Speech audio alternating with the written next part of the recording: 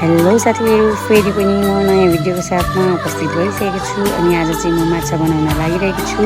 छोरीलाई जिस्काउँदै अनि माछालाई मोल्नको लागि नुन, बेसार अनि अघिको लसुनको पेस्टलाई एक ठाउँमा मिक्स गरिसकेको छु साथीहरु। अनि मैले माछालाई तेलमा फ्राई गरेँ साथीहरु। यतिको भएपछि म चाहिँ माछालाई झिक्छु साथीहरु। अनि तपाईहरु कति फ्राई गर्नुहुन्छ, मैले चाहिँ यतिको गर्छु।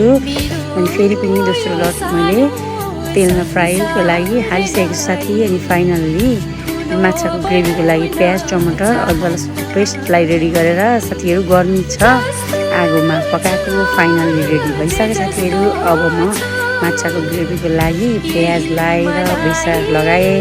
अनि यसलाई मजाले फ्राई गरेर टमाटर लगाएर यसलाई एकचोटि चलाएर अघिको अदुवा लसुनको पेस्टलाई यसमा मिक्स गरेँ साथीहरु। अनि मैले नुन अनि मसला लगाएर एकछिन छोपेर फेरि पनि चलाउँदैछु साथीहरु।